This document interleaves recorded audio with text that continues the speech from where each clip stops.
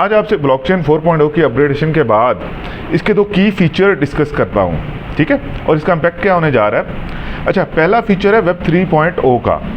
मैंने लास्ट अपने voice note में भी ये वेब 3.0 का डिस्कस किया था कि व्हाट इज़ वेब 3 और बेसिकली व्हाट इज़ वेब 3.0। अच्छा, थोड़ी सी हिस्ट्री डिस्कस कर लेते हैं कि दुनिया की तारीख की पहली जो वेब बनी वो 1991 में क्रिएट की गई। तब लोग पीसी और इंटरनेट पे नए नए आना शुरू हुए थे। HTML और URL का दौर हुआ था नॉर्मली, और जब पेजेस को जस्ट रीड कर सकते थे। ये वेब 1.0 का दौर था। इसके बाद वेब 2 आया। 2005-06 में यूट्यूब और फेसबुक को लॉन्च किया गया। लोगों ने साइट्स को ओपन कर सकते थे, एक दूसरे से बातचीत कर सकते थे, कंटेंट पे कमेंट, लाइक, शेयर सब कुछ कर सकते थे। वेब 2 का जो दौर है उसे सेंट्रलाइजेशन का दौर कहते हैं। वेब 2 में कंपनीज ने लोगों के डाटे और टारगेट एड्स के ज़रिए बिलियन ऑफ डॉलर्स कमाए, बट आवाम को इसका एक टके का फ़ायदा नहीं हुआ। हम सब social media platforms, job hunting और ऑनलाइन शॉपिंग का प्लेटफॉर्म्स यूज़ करते हैं। क्या आज तक कंपनीज ने हमें ₹1 का फ़ायदा दिया? हम सारा दिन साइट्स को यूज़ करते हैं, बट हमें $1 का फ़ायदा नहीं हुआ। अपना टाइम लगाते हैं, कॉस्ट भी बियर करते हैं, इसलिए हम वेब 3 की जाने बढ़ रहे हैं। वेब 3 बेसिकली क्रिप्टो करेंसीज की एक्सटेंशन है। मैं वेब 3 को बिल्कुल 2 वर्ड्स में डिफाइन करता होता हूँ कि web 3 will be tokenized community. जो भी कम्युनिटी डेवलप होगी उसकी अपनी करेंसी और अपना टोकन होगा। जैसे कि बिलव नेटवर्क में एक टोकनाइज्ड कम्युनिटी बन चुकी है और सारी कम्युनिटी एक टोकन के ज़रिए लिंक्ड है। बिलव नेटवर्क एक डिसेंट्रलाइज्ड डेटाबेस स्टोर के ज़रिए रन हो रहा है। वेब 3.0 में आप प्रोडक्ट नहीं हैं। पहले आप प्रोडक्ट होते थे, आप लोग कंपनीज आपको यूज़ करती हैं। अब आप ऑनर हैं, आप बिलव टोकन के ऑनर हैं। बिटकॉइन की तो एक करेंसी बन के रह गया। बहुत कम यूटिलिटीज़ हैं उसकी और बड़ी ही मार्जिनलाइज्ड है। अच्छा, किसी भी कम्युनिटी में जब तक अच्छा, इसमें आप एक और बात बता दूँ, BFIC और बिलव टोकन की जो प्रॉपर यूटिलाइजेशन और यूजेज होगा, ठीक है, और बिटकॉइन का कोई मतलब आपके सामने कोई यूजेज नहीं है। उसकी कॉस्ट तो है उस लेवल से, लेकिन उसका प्रॉपर यूजेज नहीं है। इसका प्रॉपर यूटिलाइजेशन होंगी, 30-40 प्रोजेक्ट होंगे, इसका और भी बहुत कुछ आने वाला, वो आगे आपको बताता हूँ। अच्छा, ब्लॉकचेन 4.0 पर अपग्रेडेशन करने से हम दूसरी करेंसीज, टोकन्स को डेवलप और क्रिएट भी कर सकेंगे, ठीक है, ये बड़ा एज है इसका। अच्छा, बिलव नेटवर्क में हम प्रूफ ऑफ स्टेक मैकेनिज्म इस्तेमाल कर रहे होते हैं। जैसे माइनर हार्ट पे टैप करके एक ब्लॉक को वेरीफाई करता है, और वेब 3 पर जितनी ज़्यादा कम्युनिटी होगी उतने ही ज़्यादा इस कम्युनिटी का फ़ायदा होगा। अच्छा, ये जो ब्लॉकचेन 4.0 अपग्रेडेशन की गई है, इस पर एक MB डाटा इंटर करने की डॉलर्स ऑफ कॉस्ट है। हम समझ रहे हैं ये बिल्कुल आसान होगा, और जो सिस्टम इस पर यूज़ किए गए हैं वो भी मिलियन ऑफ डॉलर्स की कॉस्ट बियर करने के बाद लाइव होंगे। तो वेब 3 का कॉन्सेप्ट क्लियर हो गया होगा, और इतनी बड़ी टोकनाइज्ड कम्युनिटी बिल्ड करने का फ़ायदा आपको थोड़ा समझ आ रहा होगा कि इतनी ज़्यादा कम्युनिटी बिल्ड करने का फ़ायदा हो रहा है कि नहीं हो रहा। अच्छा, काफ़ी लोग कह रहे हैं कि यार कम्युनिटी है अभी 12 मिलियन 13 मिलियन होगी, ये 1.5 मिलियन 2 मिलियन होगी तो भाग जाएगी। ये बैठे रहेंगे, सोचते रहेंगे कि बस ये चक्कर में। अच्छा, इसका दूसरा की फीचर जो मुझे मोस्ट इंपॉर्टेंट लग रहा है कि इस पे अब रैप टोकन का ऑप्शन शुरू होने वाला है। अच्छा, रैप टोकन क्या होते हैं?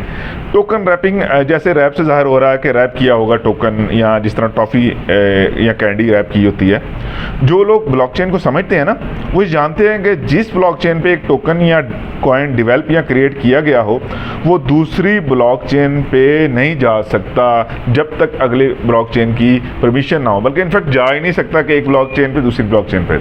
लेकिन रैप टोकन अपनी पेरेंट ब्लॉकचेन से दूसरी ब्लॉकचेन पे वर्क और ट्रेड हो सकते हैं। अच्छा, हमें टोकन रैपिंग की ज़रूरत क्यों पेश आएगी ये बिलव नेटवर्क में? अच्छा, आप देखते हैं कि हम अपने पीसी में गेम इंस्टॉल करना चाह रहे होते हैं, नॉर्मली गेम जो खेलते हैं, लेकिन वो सपोर्ट नहीं कर रही होती, बट एक कोई स्पेशल सॉफ्टवेयर करने के बाद वो गेम इंस्टॉल भी हो जाती है, हम उसे यूज़ भी कर सकते हैं। बिल्कुल इसी तरह एक ब्लॉकचेन दूसरी ब्लॉकचेन का डाटा इन्फॉर्मेशन यूज़ नहीं कर सकती। इसी तरह बिटकॉइन अपनी चेन के अलावा किसी और चेन पर वर्किंग नहीं कर सकता अनटिल के वो BTC रैप ना हो, वो BTC रैप ना हो। इस तरह वो इथेरियम की ब्लॉकचेन पे भी चल जाएगा। अच्छा, रैप टोकन 2 ब्लॉकचेन के दरमियान ब्रिजिंग का काम करते हैं। रैप टोकन की वैल्यू दूसरी ब्लॉकचेन पर भी जाके वही रहती है जो उसकी अपनी ब्लॉकचेन पे होती है। अच्छा, अब इसका आपको प्रोसेस थोड़ा सा डिस्कस कर लेते हैं कि कैसे इसका प्रोसेस होगा। अच्छा, जैसे कि आपके पास BLV टोकन तो हैं, हर बंदे के पास हैं, सब लोगों ने अकाउंट बनाए हुए। आपने लेट्स सपोज उसे इथेरियम के ब्लॉकचेन पे मूव करना है। आप कस्टोडियन के पास जाएंगे और उसे एक BLV टोकन देंगे और वो आपको एक रैप्ड BLV टोकन दे देगा। अच्छा, ये कस्टोडियन कौन है? ये कस्टोडियन बुनियादी तौर पर एक कोडिंग का सेट होगा, कॉन्ट्रैक्ट का होगा, जो आपके ओरिजिनल BLV टोकन और रैप BLV टोकन के दरमियान एक ब्रिज का काम करेगा, कि फैसिलिटेटर का काम करेगा।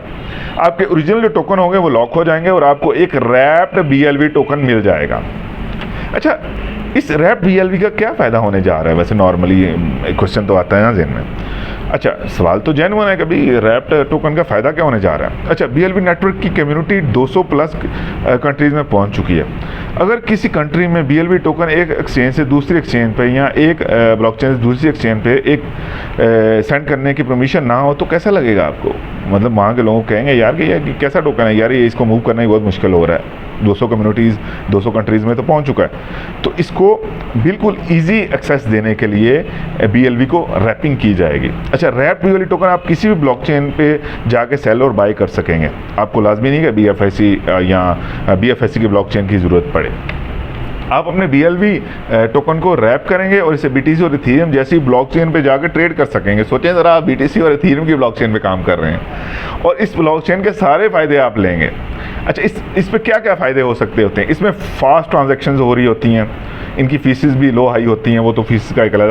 और सबसे ज़्यादा मोस्ट इंपॉर्टेंट पार्ट जो मुझे लग रहा है वो यील्ड फार्मिंग है।